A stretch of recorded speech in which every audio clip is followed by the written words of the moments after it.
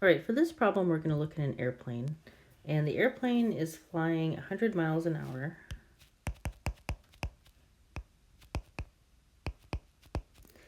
At an elevation of 10,000 feet in a standard atmosphere. Determine the pressure point at 1. So 1 is going to be some point out here, okay, far ahead of the airplane. So this is point 1. And then it says, and then at the pressure at the stagnation point on the nose of the airplane, point 2. So we'll pick some point here, and this will be point 2. Okay. And then we can assume that there's a pitot tube that's reading the pressure, which I'll explain a little bit more here. So there's some sort of pitot tube coming off the airplane, and it looks kind of like that. Okay. So we want to know what the pressure is at the stagnation point, and what the pressure indicated by the pitot tube attached to the fuselage would give us, okay, at this particular point. So let's just assume that we have a pitot tube at point 2. Okay, so let's, we're going to start this one. So this is similar to the last problem, but there's a few differences, because we're basically going to start with a review of Bernoullis equation. This will give us the same result as we had before, but it gives us a better idea of kind of the measurement environment that you would actually use this in. So, okay, Bernoullis equation.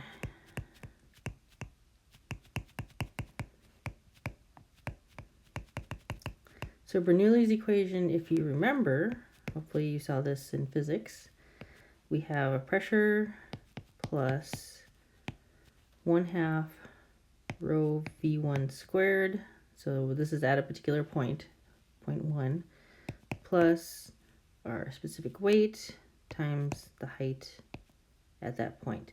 And that's equal to a constant. Now what you were probably not told is that along any particular streamline, this constant is the same. So it kind of defines that streamline, okay? When we're measuring these things, this value, P, is called the static pressure. Okay? Remember that in conservation of energy, this is equivalent to the work term. Okay, because if you think about it, a piston creates a static pressure. Okay? This, of course, is the dynamic pressure, because this is due to movement or velocity. This is equivalent to kinetic energy in the conservation of energy equation. Okay, and then of course this last one is the gravitational energy. In measurement terms, we call this the hydrostatic pressure.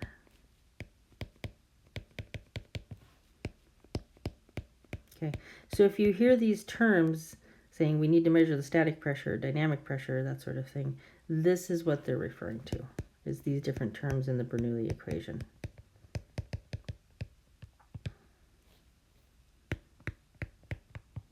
Okay, so all of these values equal a constant, and that constant is the same all along a streamline. Of course, using conservation of energy, kind of as an aside, we also know that at one point in the flow, it will have to be equal to another point at the flow in terms of the total energy. So we can also say these different points should be equal to each other.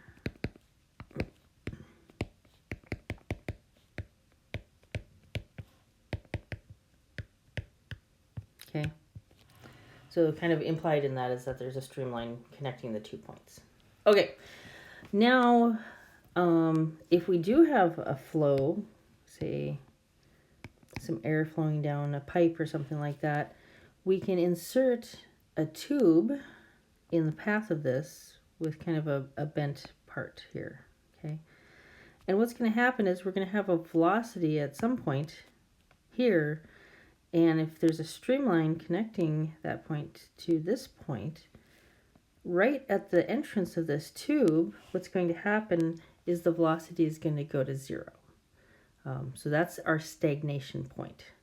Okay. And the reason it is because we're going to have atmospheric pressure up here pushing down on any fluid that enters the tube due to the velocity, right? So this is going to be pushing down, which means there's going to be pressure on the fluid that way. We have a velocity from the fluid coming forward. So at this point, V is equal to 0, okay?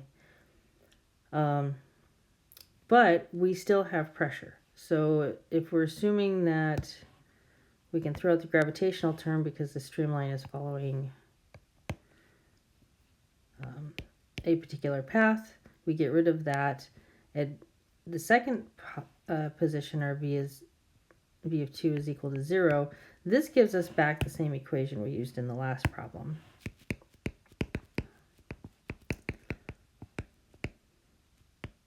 Okay, and that's basically how pitot tubes work. Okay, the height of the tube can be used to determine the pressure at 2. Okay, so this device that I'm talking about, this is a pitot tube. Or I guess they call it a static pitot tube. Okay, because it's measuring the pressure at a point when the velocity is 0. Hence the static part. All right, point 2, because the velocity is 0, is called a stagnation point. Stagnation just basically means it stops moving. And this particular streamline that leads to that stagnation point is basically a stagnation streamline. So I'll write that up here. Oops. Stagnation streamline. Okay. All right, so now we have enough information to understand what they were asking. They're basically saying, okay, we have a stagnation streamline here. It ends on the nose cone. We have a pitot tube somewhere in that nose cone, and we want to measure what the pressure is. And we want to know how that differs from atmospheric pressure. So because we're high up in the air, we have to look at a standard atmosphere model. There are some charts that I will provide to you. One is in metric and one is in British gravitational units.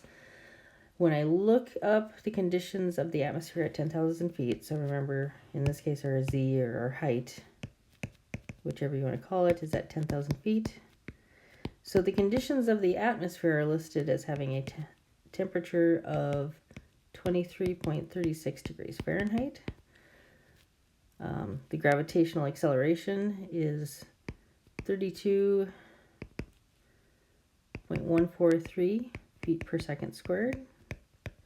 The pressure, atmospheric pressure at this point, is equal to 10.108 pounds per square inch. The density of the air at that point is 1.756 times 10 to the minus 3 slugs per feet cubed. And the final bit of information we're given is that the viscosity is equal to 3.534 times 10 to the minus 7th pounds seconds per feet squared. Okay, so we obviously don't need all of this information. For this problem, we only need the pressure and the density. However, if you do any other sorts of problems where you're working with standard atmosphere, you may need to know these other parameters, so I just wanted you to know what's available on the chart, okay? So we're going to find the pressure at the stagnation point. P2 is equal to P1 plus rho V1 squared over 2. Watch your units with this one because we're given some funky units between the table and the problem. So V1, for instance, we're given as being 100 miles per hour. Well, I'm going to have to convert that into feet per second for this to work because everything else is in feet, you'll notice. There, or inches. So let's see, 1 hour is 3,600 seconds, and 1 mile is 5,280 feet.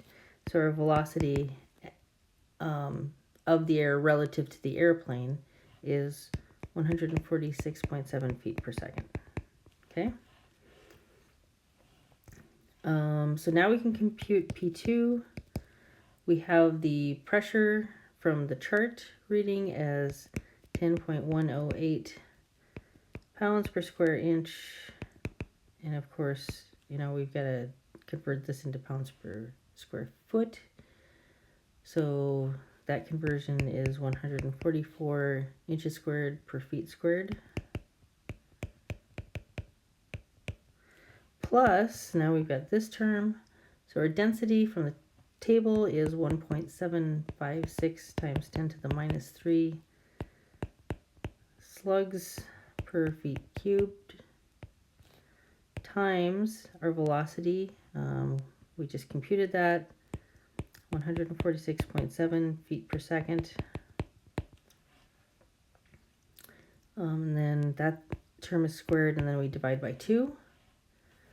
So the pressure, the absolute pressure at the stagnation point is going to end up being 1,474.5 pounds per square foot. Okay.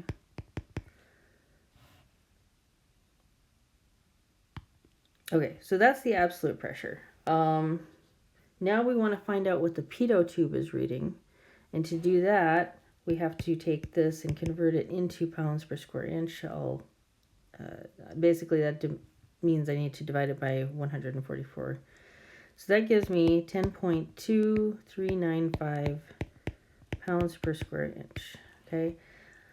At that 10,000 feet, the chart tells us that the atmospheric pressure, so the gauge pressure, is going to be equal to the pressure on the pitot tube minus the atmospheric pressure. That's going to be 10.2395 pounds per square inch minus 10.108 pounds per square inch. That's, again, what we got off the chart. So the pitot tube will show us a pressure of 0.132 pounds per square inch.